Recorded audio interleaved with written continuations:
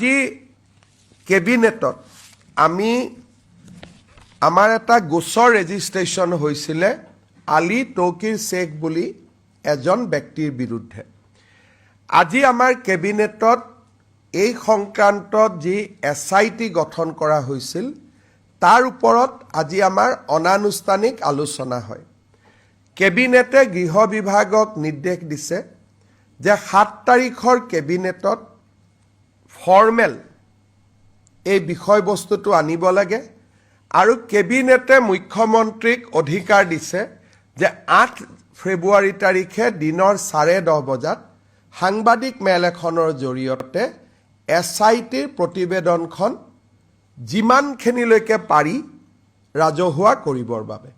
7 তাৰিখে গধূলি কেবিনেটত আমাৰ কেবিনেটত দুটা সিস্টেম আছে। প্ৰথমতে আমি ইনফৰ্মেলি পাতি লওঁ আৰু কোনটো লাইনত কেবিনেট মেমৰেণ্ডাম আহিব লাগে আমি ডিপাৰ্টমেণ্টক নিৰ্দেশ দিওঁ।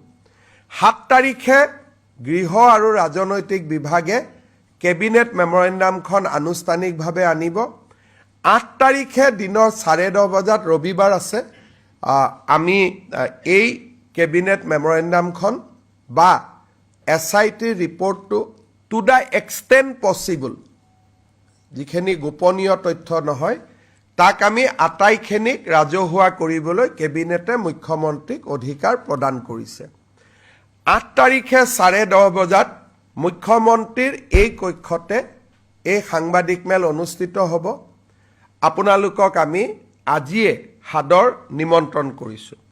লগতে যিখিনি নেশ্যনেল প্ৰেছ আছে তেওঁলোকে যদি দিল্লীৰ পৰাও কোনোবা সাংবাদিক আহে বা আমাক আগতীয়াকৈ জনায় আমি তেওঁলোকৰ কাৰণেও যিখিনি এটা নৰ্মেল যিখিনি ব্যৱস্থা কৰিব লাগে অহাৰ পাছ দিয়া সোমোৱা যিখিনি কৰিব লাগে সেইখিনি আমি ফেচিলিটেট কৰি দিম। গতিকে কেবিনেটত আজি মুখ্যতঃ এইখিনি আলোচনা হৈছে। আপোনালোকৰ যদি কিবা প্ৰশ্ন আছে আপোনালোকে সুধিব পাৰে।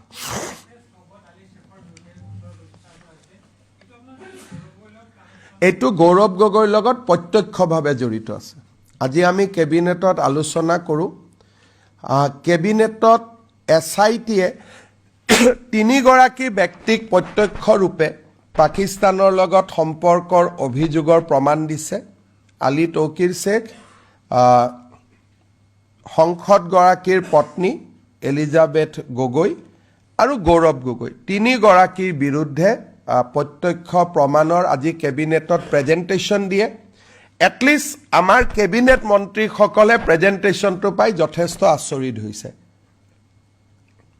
আজি আমি ক'ব খোজা নাই কাৰণ ফৰ্মেল কেবিনেট মেমৰেণ্ডামখন 7 তাৰিখে আহিব, কিন্তু যেতিয়া প্ৰেজেণ্টেশ্যনটো কেবিনেটক দিছে বাকী মন্ত্ৰীসকলেও যথেষ্ট আচৰিত। ইমান দিনে অলপ বিশ্বাস অবিশ্বাসৰ মাজত আছিলে, প্ৰত্যেকে অত্যন্ত নিজে আচৰিত হৈছে।